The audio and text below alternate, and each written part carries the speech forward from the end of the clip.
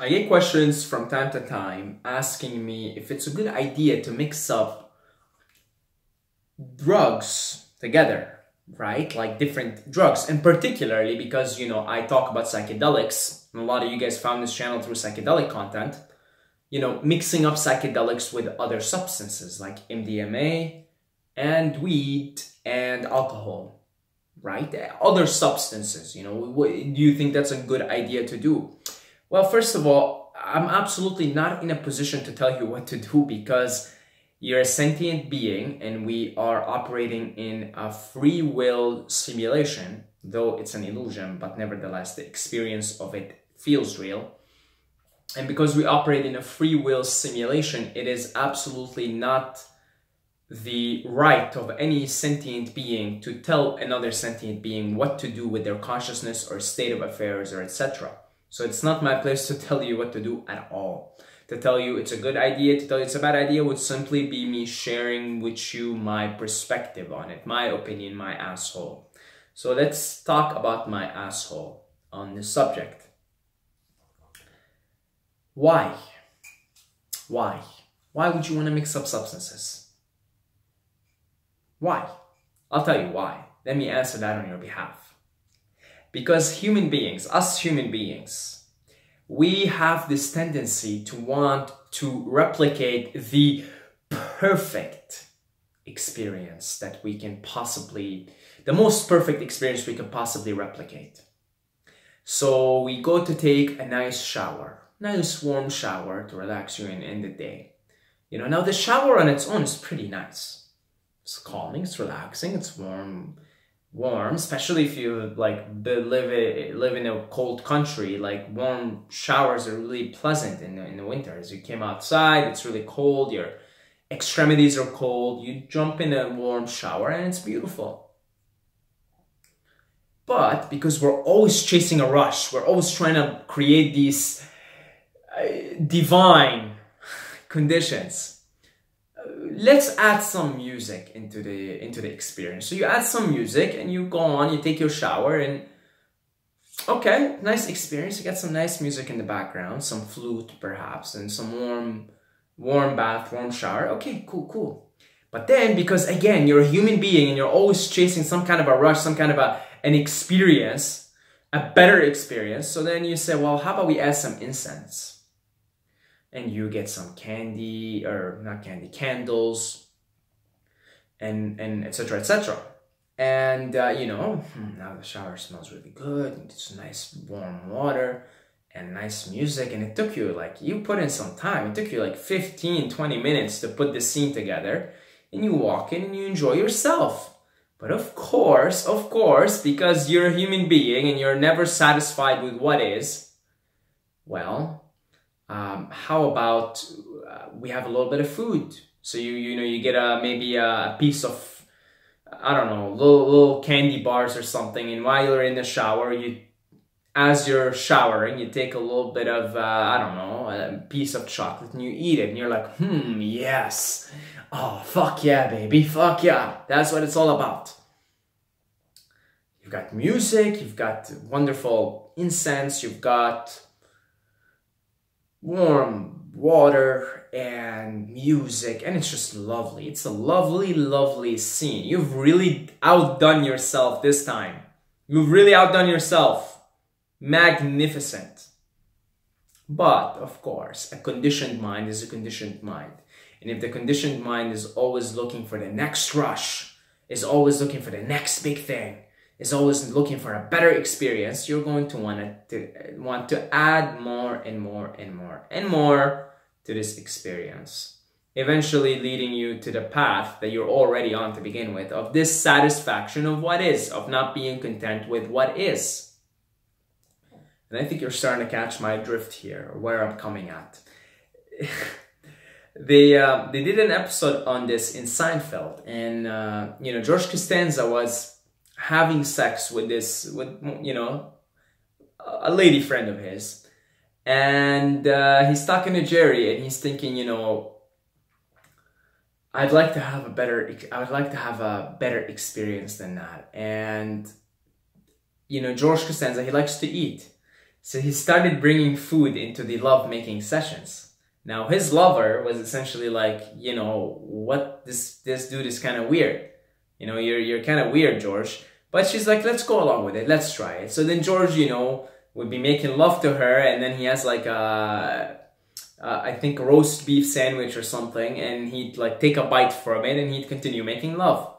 And he thought, oh man, like this is pretty cool. And he was like happier, right? And then he's a big sports fan.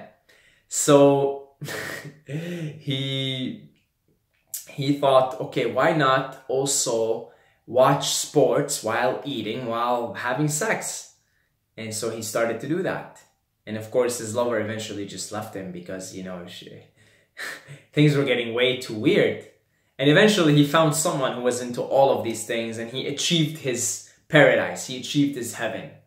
Okay, of course, her son turned out to be a little rascal, and he was like a 5-year-old, 6-year-old, and he gave George a lot of trouble. So then eventually he had to break up with her. But he reached his heaven for a little while there. Okay, he was eating, he was having sex, and he was watching sports all at the same time. But it didn't last for too long. As nothing lasts, even when you find your heaven in anything in life, that perfect experience you're trying to replicate, it won't last. The rush from it won't last. So I think you're starting to catch my drift here. Back to the mixing drugs, candy flipping, MDMA and LSD. I've never tried it, but I can only imagine that it would be quite an experience. Now let me ask you, why? And I answered that question for you because the mind is a conditioned instrument. It is conditioned for dissatisfaction, and it is always conditioned to look external of itself. Now, one of the pitfalls of combining drugs is you're doing a drug for a certain experience. You do psychedelics for a certain experience, right? You want to experience something. Now, you dilute the experience when you add in the input of other substances. I mean, you know, even combining weed and psychedelics, you're taking in two different sentient beings, the fungus and the marijuana, and you're combining them together. Now, they both give you different perspectives and different messages.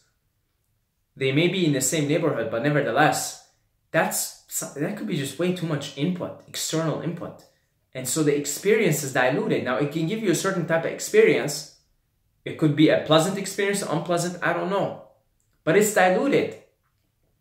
It's diluted. And this is exactly like when you have too many voices in one room trying to make a decision. You know, like you too many voices. Then the decision-making process becomes more difficult. It becomes more difficult. This is why, you know, I sort of ignore everyone when I make content, and I take the feedback, positive or negative, with, it is what it is. Because what am I going to do? Am I going to listen to this voice, that voice, this voice, that voice? Then I lose the authenticity of the Tao through me. You understand what I'm saying? It's the same thing. You're diluting the experience. You could smoke weed and you could take some mushrooms and you could have a pleasant experience. But you recognize that there are now many voices giving you different messages. Okay? Now you've got the marijuana giving you the different messages. You've got the mushroom giving you different messages. Now, wouldn't you rather keep the experience, take the messages from the marijuana as they are, from the consciousness of the marijuana, through your consciousness, and then also the same thing from the mushroom? That's my preferred way of going on about it, right? I've tried to do mushrooms and weed at the same time, and that was a pleasant experience. But I also felt that it had been diluted. Okay, if you would like to listen to the mushroom, listen to the mushroom. Why would you want to mix it up with different things and alcohol and all of that? Especially alcohol. If you're going to bring alcohol into the mix, the alcohol is going to interfere big time with the message of the marijuana and the message of the mushroom. In fact, you might get a completely different message. A completely different message than what the mushroom would have intended to give you in the first place. So I prefer to just keep the messages separate, to keep the experiences as authentic as possible. Okay? And, you know, we have the same tendency with food as humans. We take something like, give you an example. Plain rice is actually really good. I really like plain rice. Just steamed rice, plain, nothing, no salt, no oil, no pepper, nothing. I actually really like the taste of plain rice. You're probably gonna disagree. But of course, because we are not content with what is, then we're like, let's make it better. You put some salt on it. That's pretty good. And you're like, but it could be better. So you put some pepper on it. You get salt and pepper, right? You eat the rice. Really good. Really good. Rice with salt and pepper is really good. Okay? But see, now you're creating more attachments. Now you need more conditions for an experience to be optimal. Because the next time around you find yourself with no pepper and no salt, with only plain rice, you're going to be disappointed. You're going to go to bed disappointed. You're going to be disappointed eating that beautiful, delicious plain rice, which I'm that's serious. I love plain rice. I think it's wonderful. You just got to cook it right with the right amount of water and the right amount of right temperature. If you cook it right, it's delicious. But now one day you open the cupboard and there's no pepper, no salt. And you're disappointed with that otherwise delicious plain rice. Okay? So you see how we start to create these conditions and then we become attached to them. And then we now need these conditions to be met so that we are finally happy, content with the rice, with the pepper and salt. Now many people will keep going on that, will keep improving on that and say, well, salt and pepper is not enough. And then you have all these different types of rice and all these things. This is human dissatisfaction, discontentment at its finest. And I think the best way we could neutralize this tendency, this human tendency, is not by dwelling on it. It's not by saying, well, okay, guys, everybody now, pull a Nazi on you guys. All right, from now on, everybody eats plain rice. Let's outlaw pepper and salt. Yeah, that doesn't work. They tried to do that in the 20s. They prohibited alcohol, and as a result, more people ended up getting drunk, and there was so much crime because of it, and smuggling of alcohol from Canada to America. No, it's a mess. You don't do that. Instead of dwelling on that, you just try to practice contentment. Be content. Just be content. Contentment. Contentment. I honestly think the reason why I love rice so much because, you know, more and more I practice contentment. And in that contentment, you realize that things as they are actually nice. And the only reason I could eat primarily, you know, I primarily eat fruits. From time to time, I'll eat a little bit of rice, maybe cooked vegetables, but primarily I eat fruits. And I think the reason why I could easily transition into it now, because I'm simplifying my life more. Part of the simplification of the process is practicing contentment. It's one of the yamas or niyamas of Ashtanga Yoga, contentment. You practice contentment. You go out of your way to practice contentment, being content with things as they are. And in that practice, I found that fruits are pretty delicious as they are, which is why the trees give you true fruit as it is.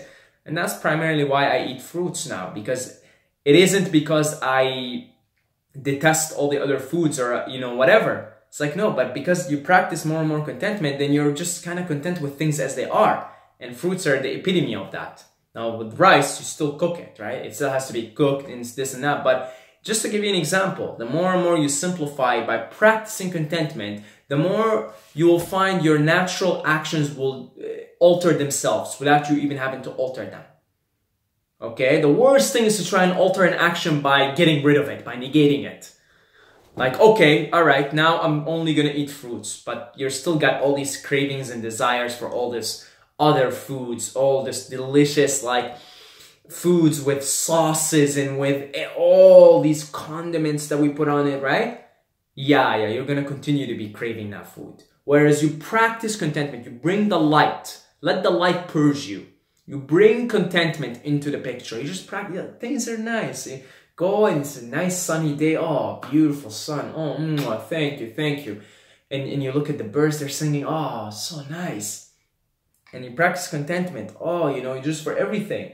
And then that will translate. How you do one thing is how you do everything. And that will translate into your food even. So you start to practice contentment for the food. And your actions will slowly alter and you'll start to enjoy the food in its raw form, in its simple form. Now, all of that, bringing it back into drugs, same thing. You will come to appreciate things as they are. So then your appreciation you'll say, wow, I really appreciate psychedelics. I love the feeling they give me, the illumination, the increased state of consciousness. Why would I want to mix them up with anything else? And, you know, ever since I started microdosing, it sort of got rid of many things that I used to do. I used to drink coffee. I used to smoke weed.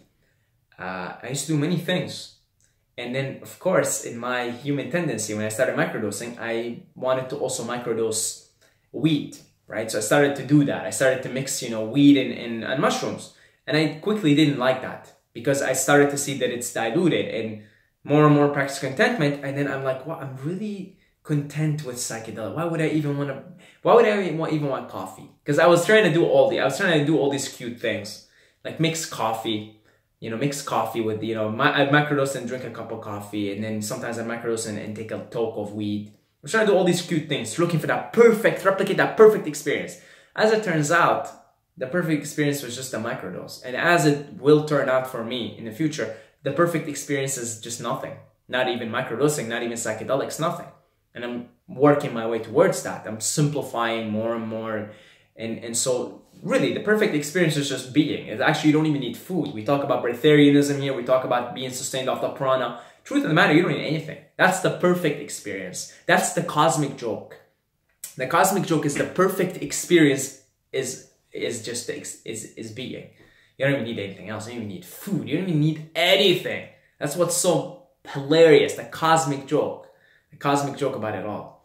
So yeah. Maybe practice more contentment and be content for a psychedelic. Yes, it's a wonderful feeling, wonderful illumination, wonderful opening the mind. And then that tendency of wanting to replicate the perfect experience will slowly diminish on its own. You don't have to deal with it. You always, if you want to illuminate a room, a dark room, you turn on the light. So turn on the light, baby. Turn on the light. Let the light purge you.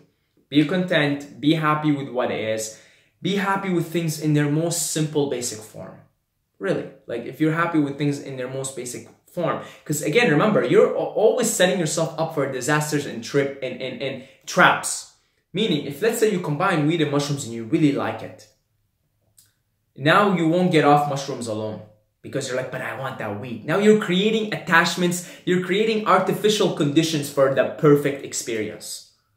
You understand what I'm saying? You've just created it. So now when next time around there's no weed but there's mushrooms, you eat mushrooms and you're like, this is good, but it could be better if I had weed right now. And the other way around. So you will no longer enjoy weed by itself because you've created this perfect condition for weed and mushrooms together. Attachment's the cause of suffering. We create our own attachments and then we get attached to them and then that's it. Our happiness becomes imprisoned. Becomes a condition of the conditions that we have created artificially with our own mind. Hopefully this will give you some insights into the predicament. Okay? I want to thank all our beautiful, wonderful, amazing, lovely, sexy, incredible, generous patrons for helping out this channel and contributing. Okay, I do not know exactly what I have done to gain your support, but I have gained it. Therefore, I must be doing something productive here, something useful, and I will keep to do it. And if you would like to support with as little as $2 a month, so you could sponsor this cup of peppermint tea, okay, and all our future drinks on this channel. Really, guys, if you want to just contribute with a little bit, even $2 a month, it's not much. And become part of the Patreon family. And when you become part of the Patreon family, you pretty much like will talk. Like you have direct access to me, like through video, through anything. Like pretty much, I do this regularly. I talk to the Patreons regularly, like via video. So really, like I really appreciate anything. It doesn't matter. Like you just throw $2 here my way, and it's great. I'd love to do this full time, and maybe you guys can help me do that. Yeah, that's about it. And love you guys. Mwah. Until next time, may the force be with you.